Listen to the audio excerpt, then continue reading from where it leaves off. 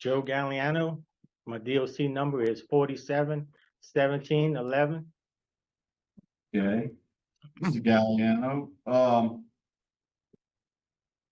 Okay, today what we're gonna do is we're gonna have your parole hearing. Even though your date is not till December, we can have them, further out if we have opportunities. So even if you would be granted today, you would not get out to December. Do you understand that? Yes, sir. All right, so today, speaking in opposition, we will have Mr. Randy Myers of the DA's office in East Jefferson. We have Mr. Robert Lancaster and law student Louis Bersalt. I hope I'm saying that right. Mr. Bersalt, will you be doing the talking? Yes, Mr. Freeman. So Robert Lancaster here with the LSU Law Clinic. With me is Lou Borso. She's an international exchange student from France who assisted Mr. Galliano in preparation of the hearing and worked to prepare the packet submitted to you. If the committee deems it appropriate, she's prepared to make a statement of support at the end of the hearing. Okay. We have Mr. Kerry Myers of the Louisiana Parole Project. Here but not speaking, we have Tammy Ortego, sister, Esther O'Brien, godmother, Alex Galliano, nephew, Darrell Lane, stepfather. We have Adrian Hutchison, another attorney, Roy Galliano, brother, he will be speaking. Argelia Galliano, sister-in-law, Diane Galliano, mother, Darrell Bordelon, friend, Pam Wilson, sister, Ashley Lane, wife, and she will also be speaking. And Mr. Glenn Wilson Jr., who is a nephew. Have I missed anyone on either side? Did I miss anyone and didn't announce their name and relationship? Okay, I did. Okay, we're at Louisiana State Penitentiary. This case has been assigned to, oh, let me read your dates into the record. I'm sorry. Okay, you were sentenced to a 40-year sentence. Your parole date is 12/1/24. You have a good time date of 12/1/38, and you have a full term date of 12/2/44. Does that all sound correct to you, Mr. Galliano? Sir. Okay, your case has been assigned to Mr. Prater. Mr. Prater, would you begin the question, please, sir? Okay, Mr. Galliano, let me ask you something. How long have you been how many years have you served sentenced? How much time have you been behind bars? Almost 20 years. Almost 20. Okay. 20 December. All right. I wanted to ask you a little bit about the incident, but let's start before that with the baby that had the broken leg. Tell me how that happened, because that could be the difference between a serial or just an incident. Yes, sir. On that date of the broken leg, my dad and I was on the way to a camper repair place, and Christopher was in the back seat behind my dad. We got to the camper place, and my dad got out, and I got out, and 4 of the camper guys came out, and I was taking Christopher out of his booster seat and talking to the camper guys at the same time. And when I picked him up, I pulled him out, and it sounded like a popping sound. So I told my dad, I said, I need to take him to the hospital. See, he wasn't crying or anything like that, but I wanted to take him just to make sure everything was okay. And you took the baby to the hospital, and then what happened? What did the hospital say? They said it was a broken, or it wasn't a fractured leg. It wasn't broken, it was fractured. Same thing, but what part of the leg was fractured? The lower leg. Okay, and the baby didn't cry? No, he didn't cry, and my dad was even said he didn't see, everybody was standing around when it happened, and they didn't think any to even take him to the hospital. I said, no, just take him to the hospital and have him checked out, just to be sure. Okay. Well, let's fast forward 6 months or 5 months to the incident that put you where you are. Tell me about that day.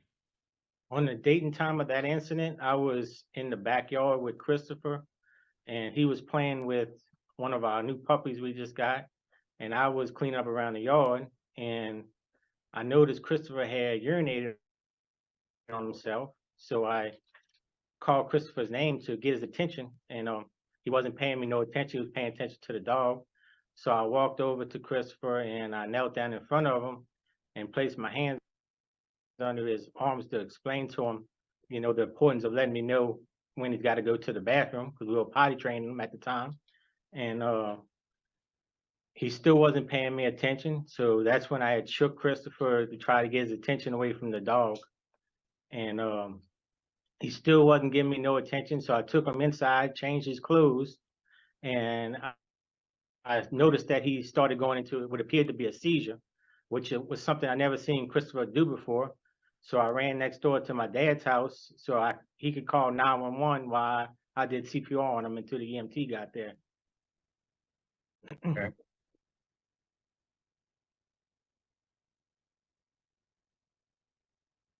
That's all I have. Ms. Ledoux? Have you seen Christopher since you were sent to jail? No, ma'am. The last time I seen Christopher was at the hospital that night. That was the last time I seen Christopher. Are you aware of his condition today? No, ma'am. You don't know the condition he's in now? No, ma'am. I have no input on. Okay. Have you taken victim awareness classes? Yes, ma'am. That was one of my main classes I took that got the most out of. It gave me the ability to realize how many people was infected by my actions that day. It also gave me an understanding and was able to hear from other victims on how someone's actions affected their lives. But mostly it gave me a chance to write an accountability letter to Christopher and apologize for my actions. And you were 32, you were about 32 years old when this crime occurred? No, ma'am. No, Oh, ma'am, I was 21. You were 21. when this, sorry about that, bad calculation on my part. 21, okay, thank you. I have no other questions, Mr. Okay, Freeman. I just have a couple questions. Were you ever at the state police barracks? Yes, sir. 5 years at State Police Barracks. Okay, why were you removed from the state police barracks? A cell phone. Okay, you got caught with contraband, okay. And, I see you went to the hospital a good bit. Could you tell me why? It's been recently. Well, you have any medical issues that we should know about? I had cellulitis in my leg. I didn't know what it was. I work a lot. I work 7 days a week. So my leg started swelling up and I thought it was just a rash. So I just kind of let it go for a little while. And when I finally did go see, it got to a point where they had to take me to the hospital. I spent 7 days in the hospital behind it. Did you take the victim impact class? Yes. What did you learn from that? Just on how my actions have affected so many people. And I can't even put into words how sorry I am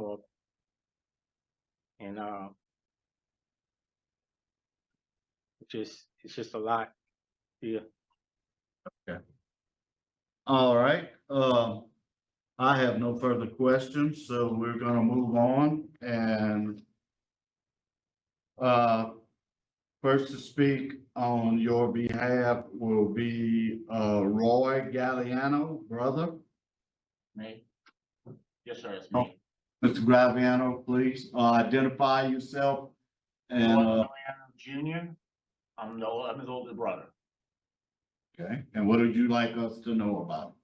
Well, I'm obviously here to support him, but also I have a job for him, a full-time employment, a place to stay. He's gonna have transportation, a company vehicle, and a truck. I own an AC business, been in business about 26 years.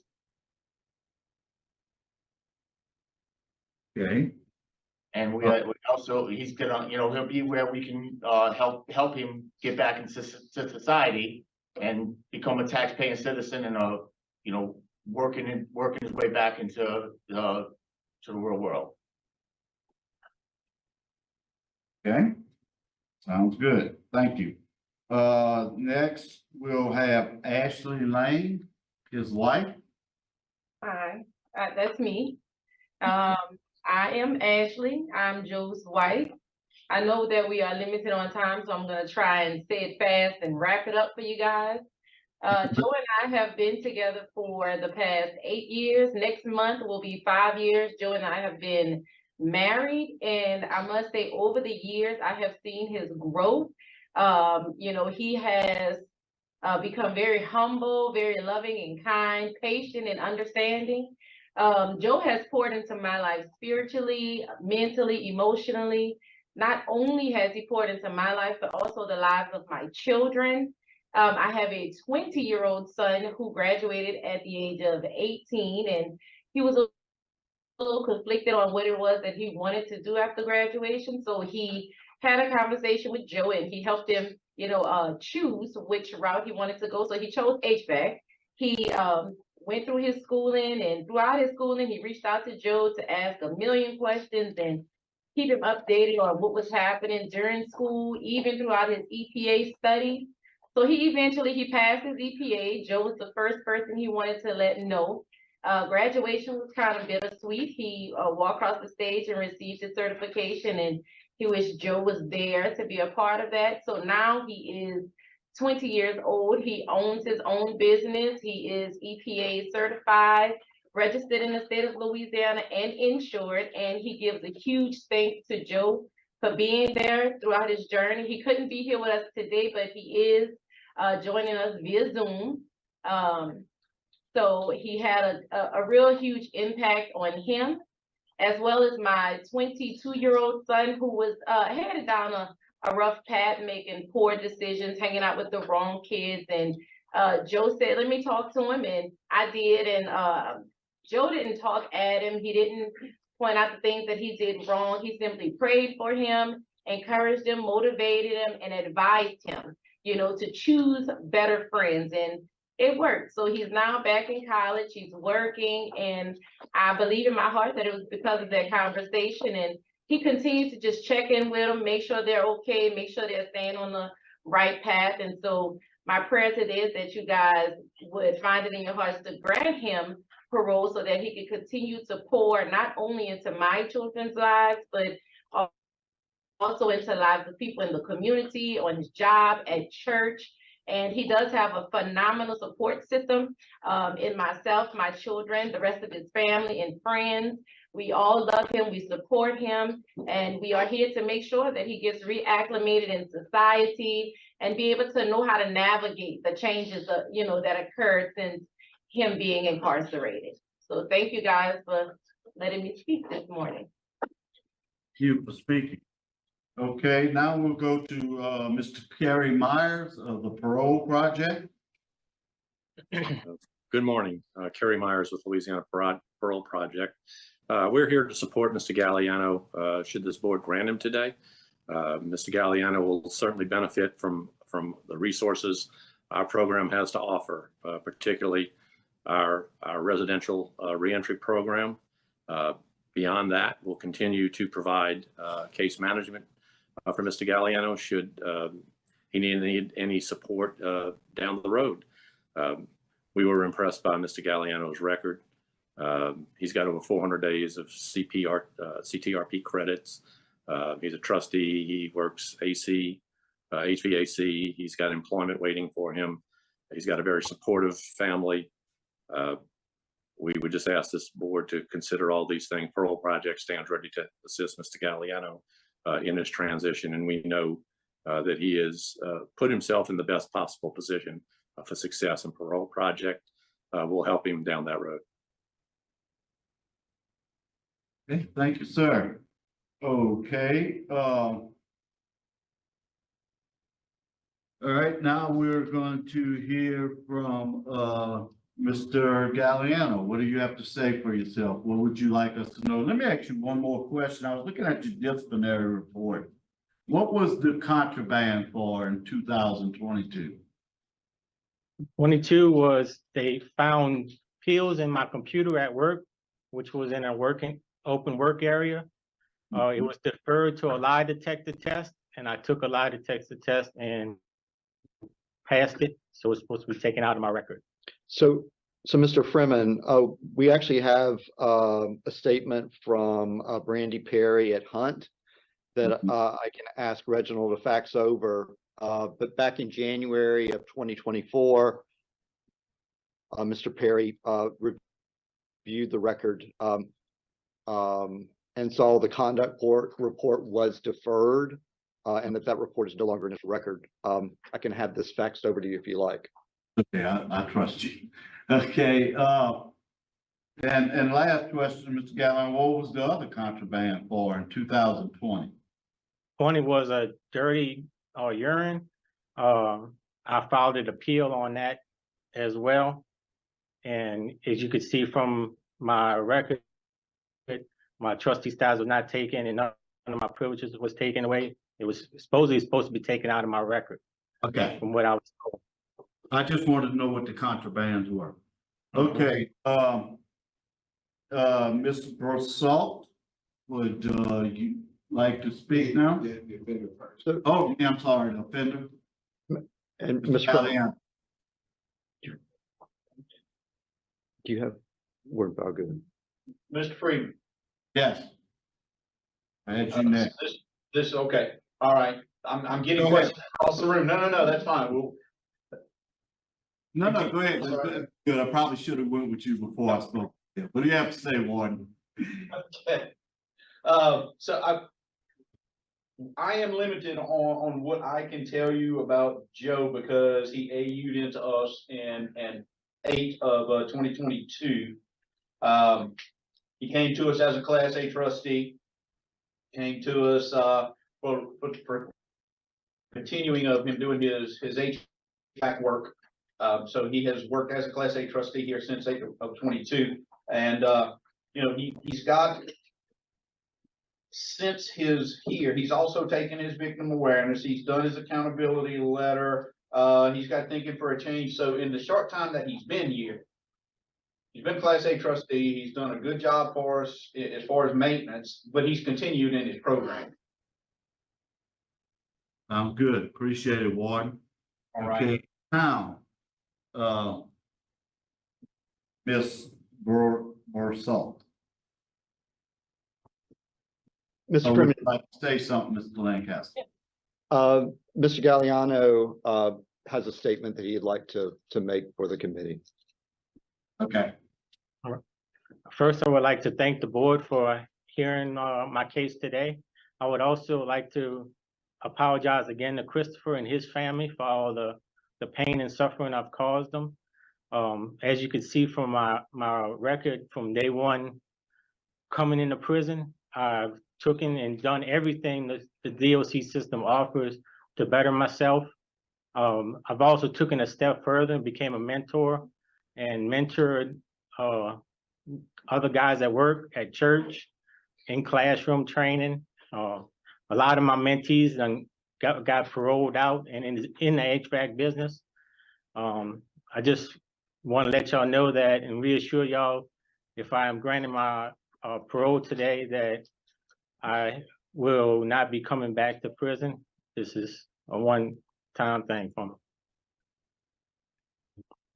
Thank you, sir. Okay, now, let's see if we can get this straightened out. Now you get to speak. Good morning, dear member of the committee.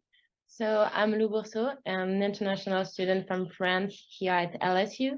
I first wanted to thank you to allow me to speak on behalf of Mr. Galliano.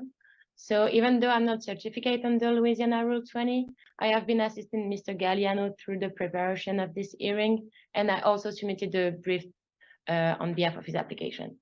So first, I want to highlight Mr. Galliano's work because he shows consistency by keeping the same job for 20 years. He is actually valued and respected for his job. He has become a mentor to teach other inmates his experience and his skill in this job. Actually, some of those inmates are out now of prison and are doing really well and work in HVAC company due to Joe positive influence of them. So also Joe during his time in prison, he took a lot of programming to try to better himself and work on the things that led him to be into prison. He took victim awareness, anger management. He is now more able to deal with his emotion. He think before acting, and he has become a more calm person, and he's focused on his goal. He also, Mr. Galliano, has a low Tiger score, highlighting the fact that he has a low risk of recidivism if he is granted the privilege of parole.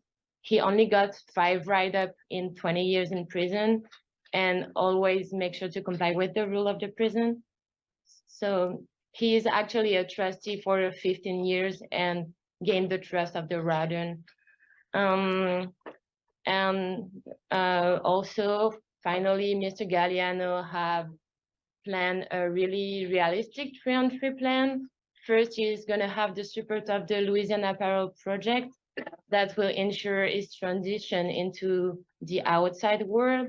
And after, he's going to have a place at his brother that's going to be near his job, where he will continue to do the same job as the one he's doing right now in prison, and for which is really valued. So for all those reasons and the reason that we stayed during this hearing, we humbly ask that the committee will grant Mr. Galliano parole with any condition that you think appropriate. Thank you. Hey, thank you. And before I go to our last speaker, Mr. Myers, I would just like to read into the record that Judge Cox, who took Judge Wicker's place, who was the original sentencing judge, is opposed. No comment from the district attorney. The sheriff is opposed, Joseph Pinto. The chief didn't comment. The family, Miss Wilson, your sister, is unopposed. Miss Diane Galliano, your mother, is unopposed. And the victim, James Cook, the grandfather of Christopher Cook, who has raised him, is very much opposed. Okay, so at this time, I will let Mr. Myers speak. Good morning, Randall Myers, Assistant DA Jefferson Parish. We're strongly opposed to Mr. Galliano's request, as is Mr. Cook. I spoke to Mr. Cook last week. He didn't have the ability to be able to log into this hearing today. He didn't understand how to do that. So that's why he is not here with us today. First I'd like to say, I don't know that there's anything that a 2-year-old could do that would deserve to be abused, much less to have to suffer the serious abuse that occurred in this particular case. And not only was it this particular incident, but when you look back at the prior incident with the broken leg, I've got a 6, a 4, and 2-year-old grandchildren, and to end up with a fractured leg taking them out of the car seat has to be significantly more than what Mr. Galliano explained to the board today as to how that incident happened. Also, his description of how the incident that resulted in these charges happened is not believable. Mr. Galliano said he put his hands under the child's arms and shook him briefly because of him urinating on himself. But when the child was brought to the hospital, he was diagnosed with shaken baby syndrome, 22 bruises on his body. He's got a brain injury. He's partially paralyzed on the right side. He wears a brace to help him use his right arm and his right leg. and he needs special glasses to be able to see. This child has a 21-year-old child now has a serious, injury that's directly the result of abuse that was inflicted on him when he was 2 years old. It's truly unbelievable. And I think 19 years out of a 40-year sentence, or almost 20 years, is insufficient time to serve for the crime that was committed. And so if we go and look at some of the things that Mr. Galliano's done while incarcerated, he started getting some disciplinary reports. He said in 2020, he failed a drug test, or dirty urine, as he called it, that he appealed, but that is still in the record. I don't see where that has been removed from his record, nor was the contraband removed. But I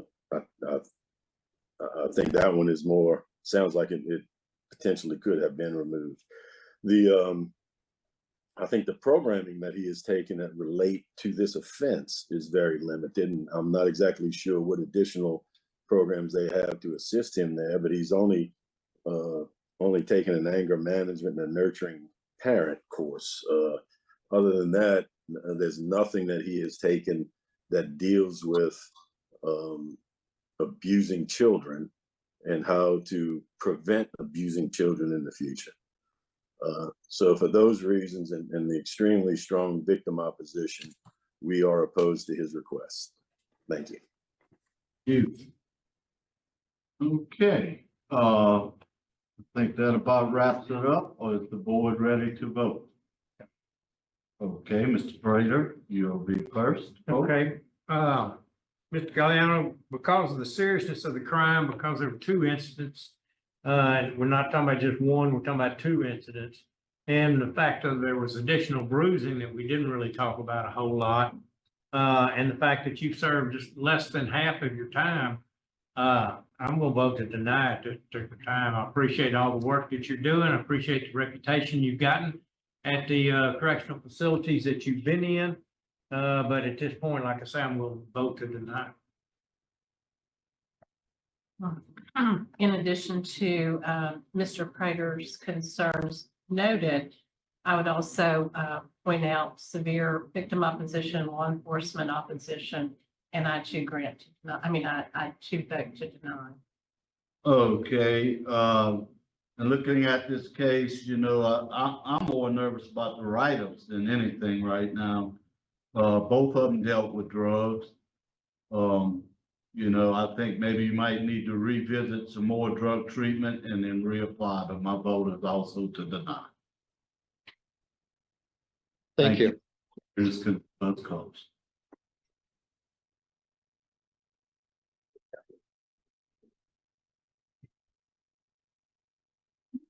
Step out of the door.